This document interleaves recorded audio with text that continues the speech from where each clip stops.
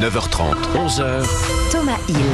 Et merci d'être avec nous pour la suite de Culture Média. Les deux plus grands lecteurs de la bande nous ont rejoints. Sébastien Bordona pour les bandes dessinées. Bonjour à tous et toutes. Salut Seb, et Nicolas Caro pour la littérature. Bonjour. Bienvenue. Bonjour. Et alors j'ai la chance de recevoir ce matin l'une des idoles de Nicolas Caro, le roi de la digression et des parenthèses, auteur ces dernières années de livres enquêtes comme La Serpe, récompensé du prix Femina 2017.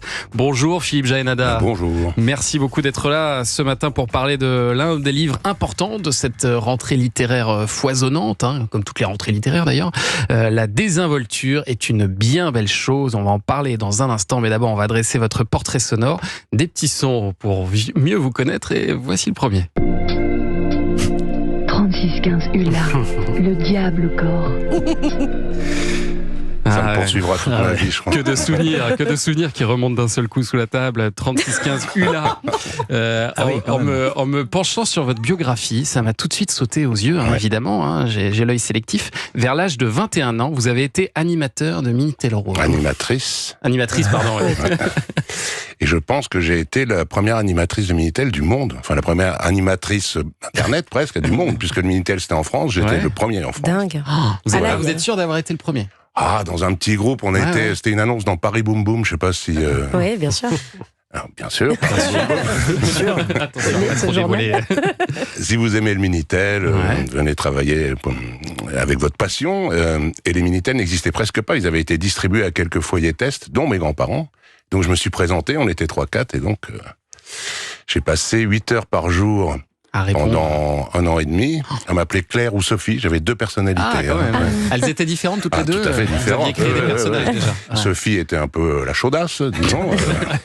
Et Claire était l'intello, mais si on la titillait un peu, braf, le volcan. Quand même un peu chaudasse. Donc là, il y a des auditeurs d'Europe 1 qui sont en train de découvrir que, en parlant à Claire, il vous parlait à vous. Alors, ils ne doivent pas être tout jeunes, parce que c'était en 1985.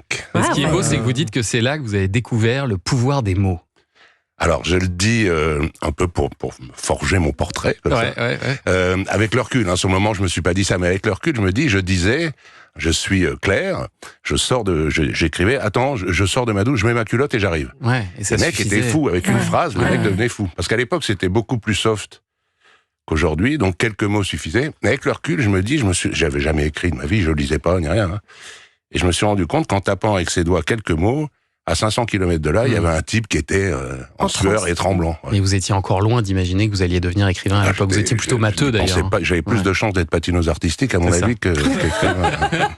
Allez, extrait suivant. Je suis seul au monde, il n'y a rien à faire, je suis seul au monde. Seul au monde de Corneille, parce qu'après cette expérience, vous vous êtes enfermé pendant 1 an chez vous, tout seul. Pourquoi? Vous étiez en déprime à ce moment-là? Alors, si vous avez 3-4 heures d'émission, je peux vous expliquer, mais pas en déprime, mais j'allais pas bien du tout. Enfin, j'avais 24 ans. J'allais pas bien du tout, je pétais complètement les plombs, quoi.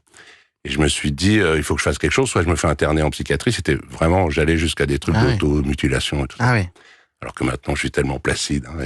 C'est vrai.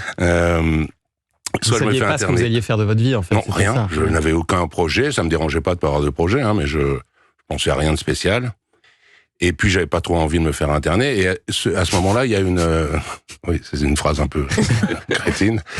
Il y a une jeune femme, je vois à la télé, une jeune femme qui sort d'une grotte où elle avait passé 3 mois. Véronique Le Guen, elle s'appelait, pour des expériences sur les rythmes du sommeil, de nourriture, etc. Et elle sort, elle est au journal de 13 heures, et la sortie de Véronique Le Guen. Et je me dis, je vais faire pareil. Je vais m'enfermer dans une grotte. Alors, j'avais pas de grotte à l'époque, donc je me suis dit, je vais m'enfermer chez moi.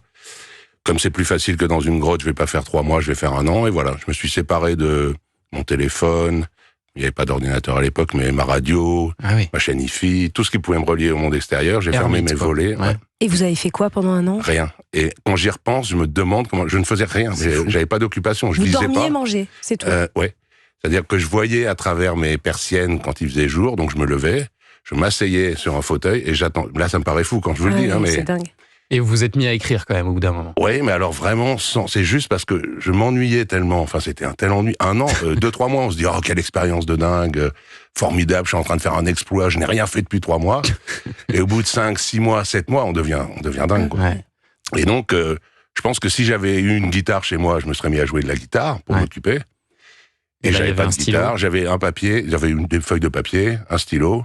Et donc, pour me distraire, et puis aussi pour que, ça aussi, je l'ai pensé avec le recul, pour que quelque chose sorte de moi. Parce que je ne parlais pas du tout. C'est-à-dire que, même pour dire, j'ai fait un rêve bizarre, ou je me suis cogné comme un crétin contre la porte de ma salle de bain, enfin, j'en sais rien, je ne pouvais le dire à personne. Et donc, c'est là que je me suis rendu compte, sans tomber dans les clichés, on a besoin quand même qu'il y ait des trucs qui sortent de soi, de s'exprimer un petit peu. Et donc voilà, je me suis mis à écrire. Vous avez commencé à écrire des nouvelles, et puis on vous a approché pour traduire des livres, pour la collection J'ai lu. Sauf que vous vous êtes rendu compte que vous parliez pas très bien anglais. Donc vous vous êtes mis à broder un peu, c'est ça, les traductions étaient plus longues que l'original? Je suis vraiment le tocard en fait. J'ai fait croire que je suis une femme sur Minitel, je fais croire que je parle anglais. Oui, c'était sur un malentendu.